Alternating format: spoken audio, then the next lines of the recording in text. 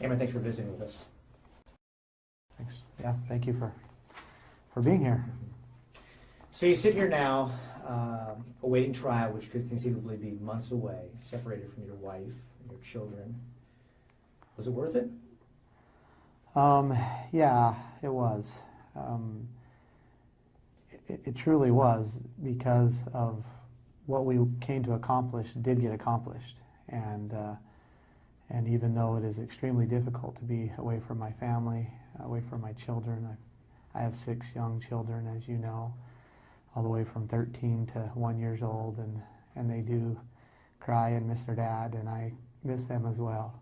But there was an extreme need to bring attention to what was going on, and to bring to light what of some extreme abuses that are happening to individuals and families, and also to expose many of the things that are happening to all the people across this nation. So as difficult as it was, I can honestly say that yes, it was worth it. There are a lot of like-minded people that supported you throughout this occupation. What should those people do now? Well, I believe that they are continuing to educate themselves, but they should get involved in government, involved in with their elected representatives, involved in bringing light to the violations that our federal government is imposing upon the states and the people, and should continue to insist that federal government follow the laws as well. While there are a lot of people that supported you, on the flip side, we heard from a lot of people in Burns in particular, as the occupation was coming to an end, who said, they were happy to see you go. They were happy to see it end. What do you say to those people? Well, it's interesting you say that, because when we were in Burns, Harney County, because there's a lot more towns than just Burns, but when we were in Harney County, we found out that by far the majority of the people supported us. The media didn't report that. They always seemed to focus on those that were against us, and that was their choice to do. But when we were having meetings with standing room only with 300-400 people, and we were speaking to them, and when we were being invited to their homes, to their churches, and when all the supplies that we used to live off while we were there, hundreds of people, were all supplied by the community, when we had freezers full of meat, shelves clear full of food, and every bit of that was supplied by the people of Harney County, I would challenge you or anybody else that says that Harney County was not behind us, and that certainly is the fact. Do you anticipate any other occupations of federal property? No, I do not anticipate that. I believe that we brought enough attention to the topic that the people that need to know, and the people that are still finding out now know, and that it is the duty of us now to continue to push this to get these things right. And I would like to go home and spend time with my family. I do understand that demonstrations like what we conducted, if you will, are a method in which we as a people have always used to bring attention to government overreach, to government acting outside the authority that the people have given it. And so if government continues to do that, then I imagine there will be groups, that will continue to, protest and continue to demonstrate. But I have no plans to do anything in the near future. Would you support that type of activity? Well, of course I would. I mean, we have the Boston Tea Party. We have Martin Luther King Jr. This is what he did. This is how he gained rights for the black community. This is how the women's rights were gained. This is what our nation does. This is how we bring attention to a topic, and we do it legally and lawfully to a topic that needs attention, that needs to be brought forth. And so, of course, I support it, but it needs to be done peacefully. It needs to be done in the proper way, and it needs to be done so people aren't hurt. And that's what we did. Let me take you back to the day that you were arrested, January 26th. Were you surprised? I was not expecting it. No, we were headed to a community meeting in Grant County. We were invited there by the community. We knew that the sheriff was going to be there. He had already said he was going to be there.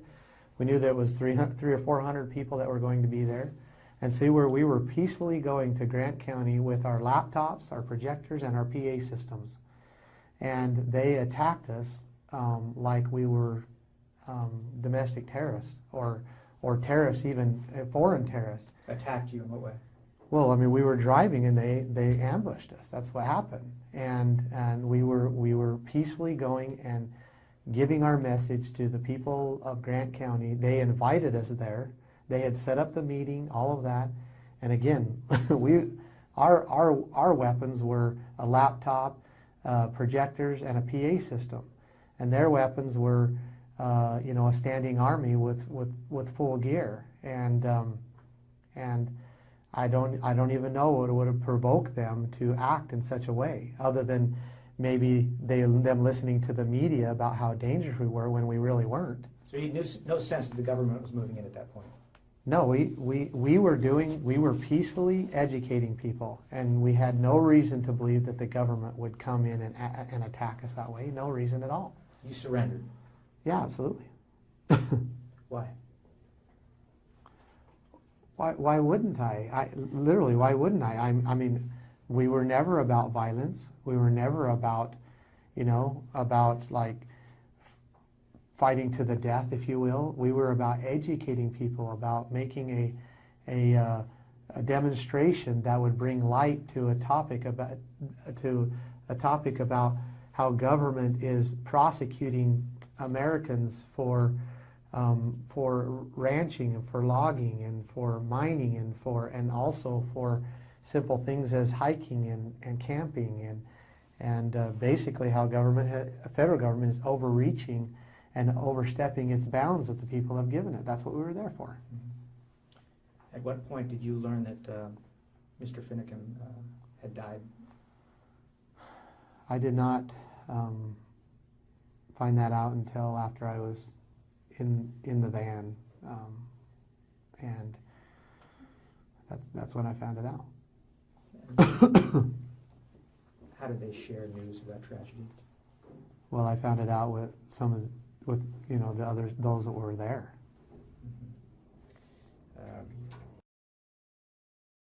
Sorry.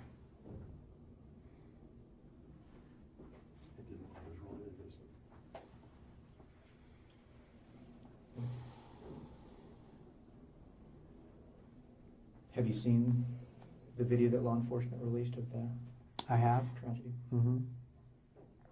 What are your thoughts? I'm going to advise you not to talk about the video itself. Okay. Well, I know probably more facts than most people know. And I know for sure that Lavoie saved many lives that day. And that he is an American hero. And if he wouldn't have done what he'd done, there would have been more people dead today to talk about. And I honor him. He is a wonderful man. He was an American cowboy who was a family man that loved his country. And to be shot down the way he was is an atrocity. But I am also grateful for his stand and willing to save lives that day. Can you explain that? I don't quite understand. How did he save additional lives? I'm going to advise you not to talk about it. Yeah. Well, I'll just leave it at that. But I know that day that he saved lives, and that if he did not do what he did, that there would be the rest of the people in the vehicle would be most likely killed as well. And that's all I will say about it. The final 4 occupiers that remained, what role, if any, did you play in encouraging them or having them surrender? Yeah, and Talk about that. I didn't play a whole lot of role. I did play at the end some roles, but as you can see, I'm being advised not to talk about it. And I would rather, again, talk about, what we were there for, why we were there. There's a lot of details that will be exposed, and we're excited for that. We feel very confident in that they will favor us as they're exposed.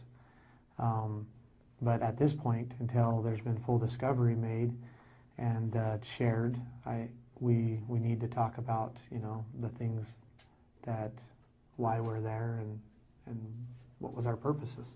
Let me pose just one more question regarding those 4 remaining occupants, because you released a statement through your attorneys at the time, and I just wanted to see if you could elaborate that. Did they do the right thing in staying there? I've released a lot of things through my attorneys, and I wouldn't answer that question for you right now. Absolutely not. In some of the court filings, the FBI has alleged that they're investigating possible damage to artifacts and sacred burial grounds at the refuge. Right. Is there damage done? None whatsoever. We offered those artifacts to the Paiutes, the Paiute people, multiple times. We offered for them to come get them. We offered for them to us to deliver them, and it appeared that most of it was just some type of political thing, because they never would respond. They say they wanted them. They said that they were theirs, but then they never responded. So we left them alone. We never messed with them. And the thing that I would like to point out is how poorly the U.S. Fish and Wildlife Service was taking care of those. They were just strewed everywhere. They weren't taken care of. And so to come in and say that we, somehow took care of them worse than them, or in any way, we didn't. We respected them. We respect their culture. We respect their beliefs. We have very close ties to Native Americans, and have very fond connections to them. And anyway, so as far as those artifacts, I think that it's a great political ploy for those who are trying to demonize us, but the reality is different. Maybe you can set the record straight then as far as reality. One of their claims is that they found a trench with human feces near a sensitive cultural site. Yeah, and there was no trench that I know of that was built in feces or any of that. So, I mean, I don't know anything about what they're talking about there. None. There was just none. So concerns during the occupation was use of government computers. Did you use a government computer? No, absolutely not. Did you see anybody use a government computer? Nope, absolutely not. The computer stuff. We actually took them and unplugged them, disconnected them, and set them aside so that no one would use them. That's what we did. So if somebody else did something different, I don't know about it. But you did not? Absolutely not. Your defense lawyers have publicly described the court battle as phase 2. What does that mean to you? I don't know. I mean, it could mean a lot of things. I wouldn't want to speculate on what they are saying phase 2 is, other than I would say that this is still a education process. We're exposing what government is doing to people. We're exposing how government is, the federal government primarily, is acting completely out of the authority in which it has been given. That the federal government has rules too, and those rules are found in the Constitution of the United States, and that they're only given certain powers, and beyond that they're not given any, and yet they have gone way beyond these powers. They've come down into the states. They've taken over the education system. They've taken over the welfare system. They've taken over the healthcare system. They've taken over, most of our industries. They've taken over the agriculture, and they're doing it to control, so that they can continue to build and grow their own bureaucracies and to benefit from that. And that was never the way that this government was our government was structured. Our government was structured for the federal government to protect the states against the outside world, to be a barrier for the states, to handle international trade, to handle national defense, to protect the borders. That way the states and the people can live free. They can work and govern themselves. They work together and they have that protection. It was never intended for the federal government to come down into the states and to control its industries, control its health care, control its education, and control its agriculture, and the list goes on and on. You obviously have some strong opinions and views, but can you really affect policy and change from a jail cell? I don't know. I'm going to do the best I can. I mean, I hope that I can. I believe that I can because of education. And I believe a good example of affecting change in a jail cell was Martin Luther King Jr. He did the same thing. And he seemed to make a pretty good effect on people, and one that has benefited mankind because of his stand. What have you learned from this experience? I've learned a tremendous amount. I've learned that I've been able to prioritize. I've been able to learn that I know that God truly lives and that He loves us and wants us to be happy, wants us to be free. And I should say I've strengthened my understanding of these things. I've also learned how much, again, to strengthen my understanding how much I love my family and how much they mean to me.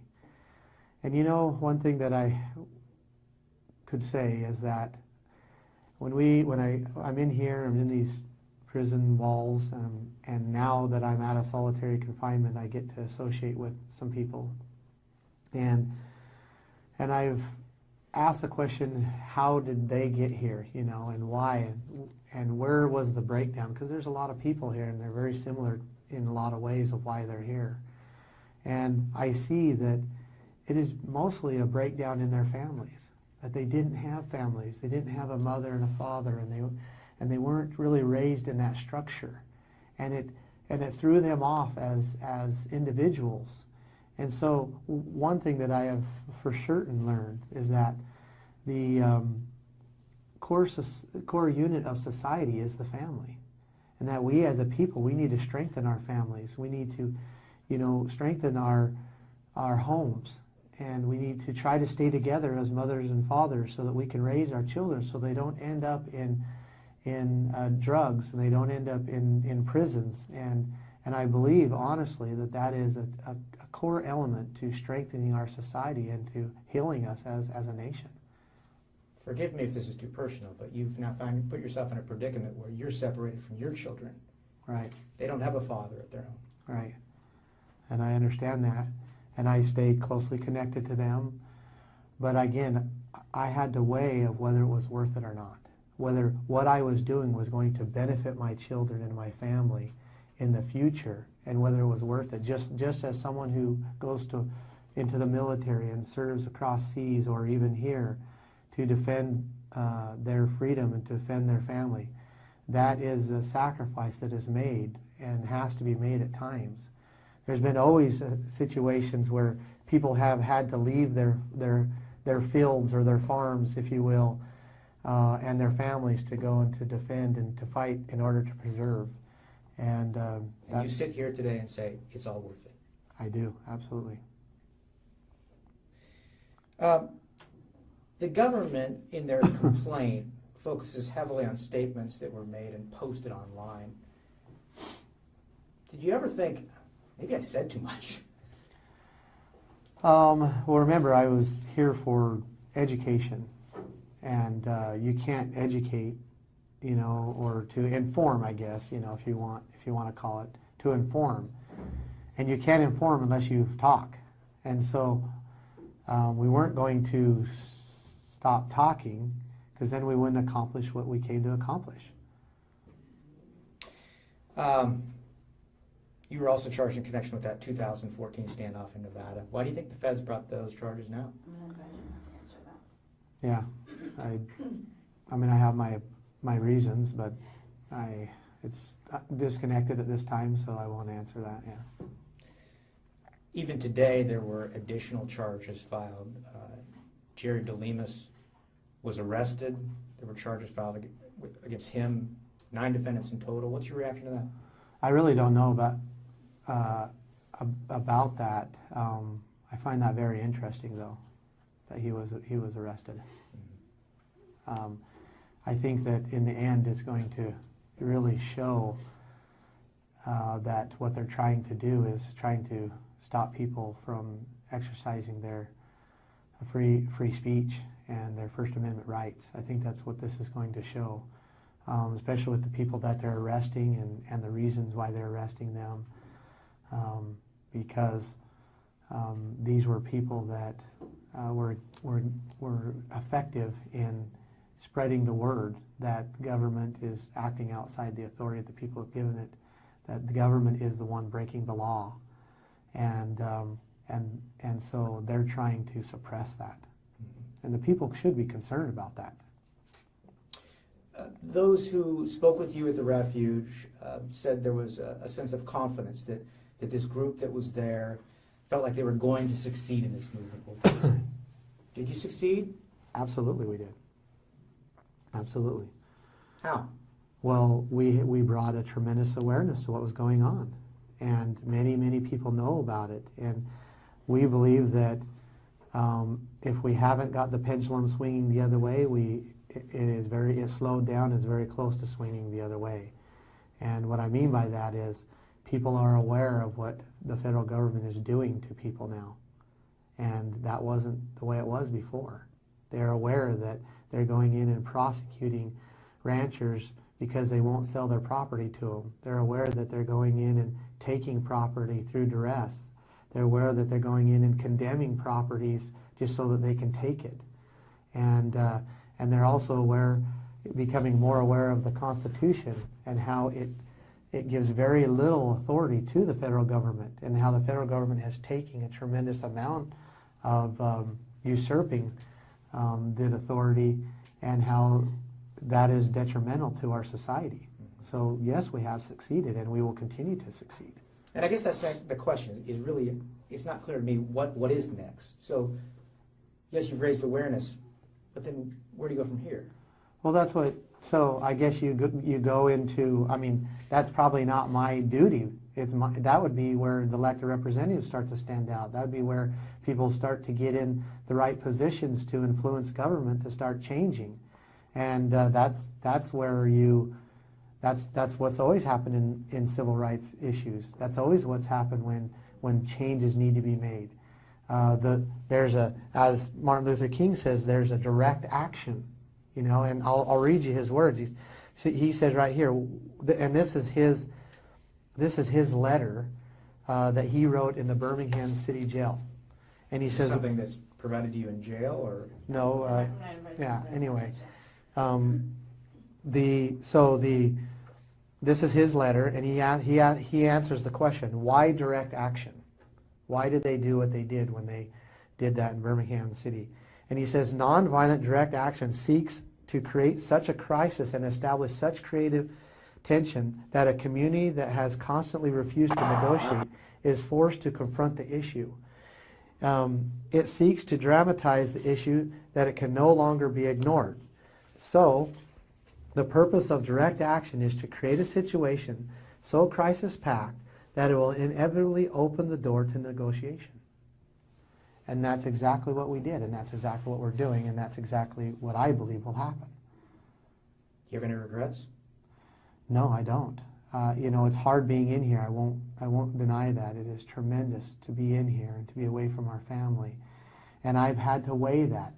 Do I regret? Because, I left a tremendous good life. I have a good business that brings in a good income. I have a home. And those things are secondary. I have a beautiful wife that is wonderful and sweet and kind and good to me, and I try to be good to her. And I have 6 children, ages 13 down to 1. I got three boys and 3 girls. And my life is about as, in my view, is a very good life. So to leave that and to take this risk was tremendous, but I do not regret it. How do you explain it to them? They understand.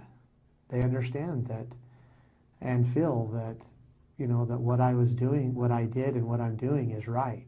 And they believe in me, and they honor what we do, because we believe that men and women must stand when they see something wrong. They must come to the aid of their neighbor when their neighbor is being abused. And if we were to say it scripturally, the Lord said, love God with all your heart, might, mind, and strength, and love your neighbor as yourself. And that's what we tried to do. We saw our neighbor, the Hammonds, in that they were being abused, that there was tremendous things that were wrong, that were going on, and that the government was about ready to set a precedence that was going to allow, double jeopardy to continue, allow cruel and unusual punishment that was offending our First Amendment rights. And we could see that this family was put in duress so that they could take their property, and we felt that we had to do something. We had to make some type of stand to bring some type of attention to it so it didn't become the normal. Thank you, Ammon. Appreciate it. Thank you. Appreciate it.